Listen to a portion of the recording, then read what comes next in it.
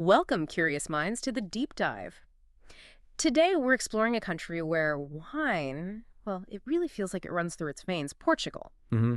This isn't just about, swirling a glass. It's a full sensory journey, really plunging into a culture that's woven right into the land itself. It absolutely is. Our mission for this deep dive: to unpack Portugal's incredible wine story.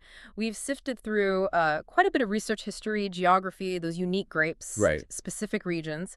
Think of this as your shortcut, Yeah. Understanding why Portuguese wine is genuinely special and how you, our listener, can actually experience it. And what's truly remarkable, I think, is how deeply intertwined Portugal's wine story is with its identity. It's not just what ends up in the bottle. No. It's this immersive experience that ecotourism offers. It goes way beyond just tasting. You're connecting with the land, the people, the heritage. Centuries of it. Exactly. It really is a journey. You mentioned it being deeply intertwined with identity. I mean, beyond the economics, how has wine shaped the actual culture, the people of Portugal, in a way that's maybe different? That's a great question. Because in Portugal, wine isn't just agriculture. It's a profound cultural marker. It's pride. You see it in festivals, poetry, family traditions, the landscape itself. I mean, look at the Douro Valley. Well, the UNESCO site. Precisely. It's a World Heritage Site because of its wine history. Yeah. That speaks volumes about this deep, enduring connection to the land, a respect for tradition you feel everywhere. That makes perfect sense. So, okay, with that foundation, let's dig into this idea you hear a lot: Portugal as a mosaic of terroir. Yes. For those of us maybe less familiar with wine geology, can you paint a picture?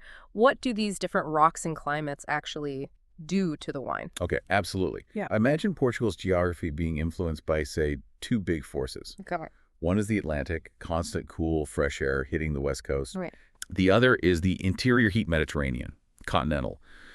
This duality, it creates incredible diversity. So give us an example, like the Douro. Perfect example, the Douro's famous schist.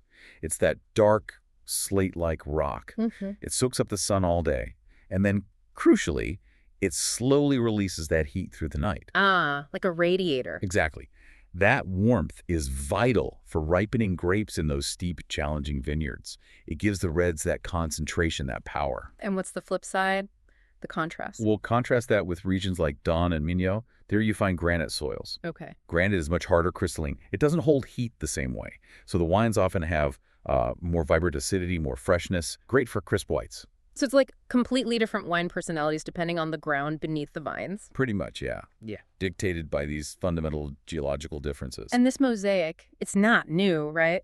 Its history goes way back. Oh, millennia. If you connect this to the bigger picture, the history is ancient. We're talking Phoenicians, Greeks, long before the Romans came and expanded viticulture. Wow. But where it gets really interesting, I think, is the age of discoveries. 15th century onwards. Ah, the ships sailing off. How do they keep wine okay on those long trips? Exactly the problem. They needed wines that could survive these brutal sea journeys. And that led to fortified wines, port, Madeira. How did that work? Adding brandy. It stopped fermentation, preserved the wine for months, even years at sea. It was a total game changer. Imagine the relief opening a barrel and finding something good. A feat of early wine tech. Absolutely. And then, a really key moment, 1756. Marquis de Pombal. He demarcated the Douro region. What did that mean exactly? It made it the world's first officially regulated demarcated wine region, protecting origin, quality. It set a global precedent we still rely on today. Huge foresight. And that legacy continues, right? They use modern tech but still respect tradition. Where do you see that balance best? Oh, that's where Portugal really shines. In the Douro, you still see ancient hand-carved terraces, the socalcos. Right. But the wineries, often state-of-the-art, temperature-control everything. Or think of the Azores with those unique stone corrals, the carré. The volcanic ones? Yes, protecting ancient vines. But the winemakers are experimenting, innovating. It's this dance, preserving the past while pushing forward. That defines modern Portuguese wine. Fascinating balance. Now, we touched on regions, but there's another diversity. The grapes. You mentioned, what, over 250 native varieties? It's incredible, isn't it? Over 250 castas autochtones. It's not just a number. It's a living genetic library, unique to Portugal. Is that just luck? Or is there a reason Portugal kept all these when other places focused on fewer grapes? That's a crucial point. Yeah. While others chased global trends with, Cabernet, Chardonnay, Mm-hmm. Portugal's native grapes adapted over centuries. They're perfectly suited to their specific microclimates, their soils. It's not just treasure, it's a competitive edge. They resist local diseases better, often handle climate change better. Right. It means the wines taste authentically of Portugal, not just from Portugal. You get this natural complexity you just can't engineer. That's a powerful difference. Okay, so out of those 250 plus, introduce us to a few stars. Who really shows off this Portuguese character? Absolutely. Let's start with Alvarinho, the undisputed queen of Vinho Verde. Oh, okay. Known for vibrant acidity, but also, surprisingly, it can age beautifully. People don't always expect that from a green wine. What kind of flavors? Think citrus, floral notes, a really distinct minerality. Very expressive. And for the reds, a queen there too. Definitely Touriga Nacional, Yeah. often called the queen of Portuguese reds. It's the backbone of so many great wines. What makes it stand out? Intense aromas, violet, bergamot, wild berries, and this really robust structure. It means excellent aging potential. A wine that rewards patience. Okay, how about one that's maybe a bit less famous but still unique? Then we have to talk about Baga, the soul of the Beirada region. It's demanding, yes, but so rewarding. It gives wines with, again, vibrant acidity, firm tannins, and this remarkable capacity to age. Some people compare it to Nebbiolo or Pinot Noir in terms of complexity over time. But with its own Portuguese twist. Always. Distinctly Portuguese. All right, this foundation of grapes and history is amazing, but it feels like we've barely begun the journey. Where should we head first on our regional tour? Let's go straight to the vibrant north, Minho region. The unmistakable freshness of Vinhos Verdes. Ah, green wines. Sounds super refreshing, perfect for summer. Precisely. The name captures that vitality, that freshness. It reflects the Atlantic climate. But it's not actually green wine, right? Good clarification. No, it refers to the wine being young, bottled early to keep that zest. The terroir is mostly granite, lots of ocean breezes. What you said. That vibrant acidity and naturally lower alcohol makes them so easy to drink, so refreshing. Yeah. Key grapes, Alvarinho, Loureiro, Trajadura, Avesso, often blended for complexity. And if you wanted to visit, what's the eno-tourism like? Well, for you, the visitor, you can check out pioneering quintas, the wine estates like Solero or Anselmo Mendes, famous for Alvarinho. Sounds lovely. Many offer picnics in the vineyards or even cooking workshops. Learn some regional dishes. Idyllic. And food pairings. What goes with that crispness? Oh, perfect with grilled fish, seafood. Really matches the coastal vibe. But even the rosés can handle things like Caldo Verde, that traditional kale soup, or even Asian food. Very versatile. That lush green image is lovely. But then heading east, the landscape changes dramatically, right? Into the Douro Valley. Couldn't be more different. The Douro. It's a UNESCO World Heritage Site, and you immediately see why. The terraces. The socalcos, yes. Those incredible terraces hand-carved into steep hills over centuries. Breathtaking. And that schist soil we talked about. The radiator rock. Exactly. Even more dominant here. Soaking up sun, radiating heat, concentrating those grapes. It sounds like nature and sheer human effort working together. What are the key grapes there? For reds, it's a classic ensemble. Touriga Nacional, Touriga Franca, Tinto Roriz, that's Tempranillo elsewhere, Right. and Tinto Barroca. They blend them meticulously for complexity, especially in port wine. But don't forget the whites. High-altitude Viosinho, Rabigado, surprisingly fresh mineral wines. Challenges the red-only perception. So if our listeners are planning a trip, how do they dive into Douro wine culture? Well, for your visit, the Rota de Vinho de Porto, the port wine route, is your map. It leads to legendary quintas like Quinta de Bonfim and Quinta de Crosto. Okay. Or, for a totally unique view, take a boat cruise on the Douro River. See those terraces from the water. Amazing perspective. And definitely end your trip in Vila Nova de Gaia, across from Porto. Visit the historic port wine lodges. Taylor's is a famous one. Explore the cellars, taste the different styles. Speaking of styles, port isn't just one thing, is it? Can you give us a quick rundown? Oh, the diversity is fascinating. You have the young, fruity ruby, bottled early, great with chocolate. Then Tawny, aged longer in barrels, gets nutty caramel notes. Think strong cheeses. Okay. There's LBV, late bottled vintage, ready sooner than vintage. Colheita is a single vintage Tawny. And the King, vintage port. Single exceptional year, ages for decades in bottle. A meditation wine, really. Wow, quite a spectrum. And food in the Douro, what matches that richness? For the big Douro reds, think robust dishes, roasted kid goat, Ajira de Mirandella, that amazing game sausage. Sounds hearty. It is. Yeah.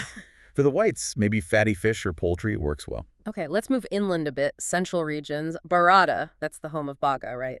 Elegance. That's it. Barada is Baga territory. That vibrant acidity comes from the Atlantic influence and the argillo-calcareous soils, clay limestone. Good for structure. And isn't there a legendary food pairing there? Something you have to try. You heard right. This is where Baga wine meets Leitão da Beirada, roast suckling pig. Oh, wow. The wine's acidity just cuts through the richness of the pork, the crispy skin. It's an unforgettable match. You can find great artisanal stuff at Quinta das Figueiras or History at Macias with its caves. Sounds unmissable. Now, nearby is Down. Birthplace of Touriga Nacional, you said, but different here, more elegant. Exactly. It's the terroir again. Down has granite soils, higher altitude, cooler climate, longer ripening. So the grape expresses itself differently. Right. Touriga Nacional here develops complexity but keeps that bright acidity. More refined, less overtly powerful than in the Douro. Enotourism in Dow feels authentic, tranquil. Historic producers alongside tiny garage wineries. More intimate. And when you're there, you should try the local food. Vitela de la Foins, that's a tender local veal, and the famous Queijo da Serra da Estrela. Oh, that cheese is incredible. Creamy sheep's cheese. Then there's Lisboa, the region around the capital. What's the story there? Lisbon offers amazing diversity, plus it's right there by the capital. You get elegant whites from Erinto and Buchelas, structured reds from Castellón and Setúbal. And the sweet wine. Ah, yes, the sweet legacy of Moscatel de Setúbal, a beautiful fortified wine, aromatic, distinct from port. And food in Lisbon. Vibrant.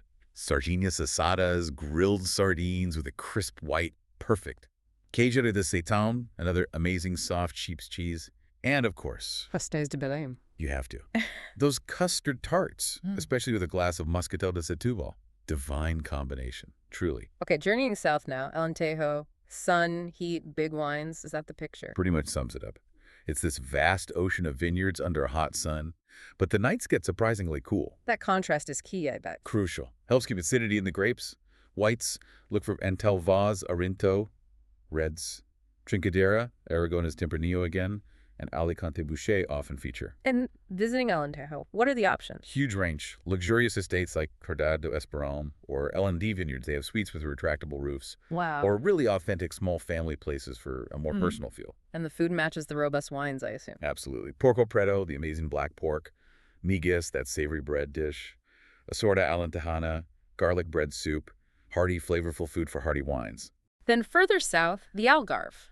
Known for beaches, but innovating in wine, too. Definitely. There's a real will to innovate. Yeah. Despite the heat, they're making great Syrah, Cabernet, Arrogans, but with a Portuguese character. Plus, you get wine and amazing beaches. Best of both worlds. Food down there. Lots of seafood, naturally. Feijoada de bucios, whelk stew, choco frito, fried cuttlefish. Pair those with fresh whites. Rosés are brilliant with grilled fish. Perfect for the coast. Okay, let's leave the mainland. Across the water to Madeira, the wine that traveled the world. Sounds dramatic. Extreme terroir. It really is. Steep volcanic slopes, dramatic landscape, and the winemaking is unique. How so? They use heat, either estufagem, a controlled heating process, or cantero, traditional aging in warm lofts for decades. Why heat the wine? It mimics the conditions on those old sea voyages. It gives incredible complexity, that distinctive caramelized character, makes the wine almost indestructible. So it's the process as much as the grapes. Absolutely. And the noble grapes are key.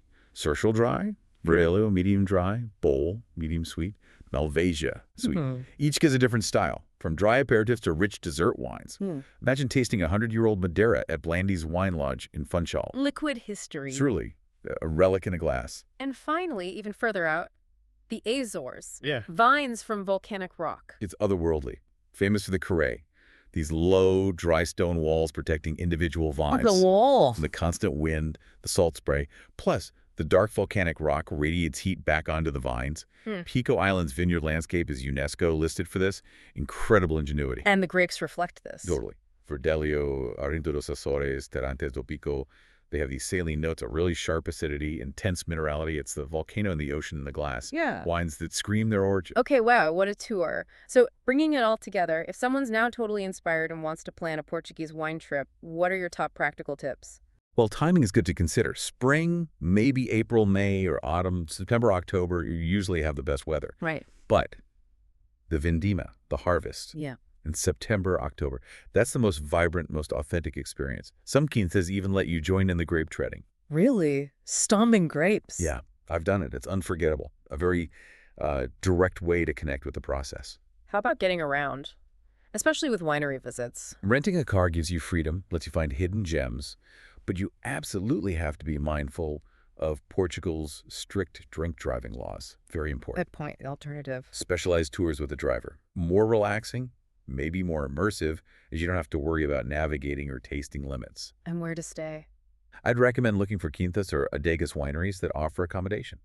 Waking up overlooking vineyards, talking to producers. Yeah. It's a much richer experience. Really living the wine country life. Fantastic advice. This deep dive has definitely shown, I think, that Portuguese tourism is so much more than just a holiday. It's history, geology, craft, the sheer diversity, from green Vinho Verde country to sunny Alentejo, those unique islands.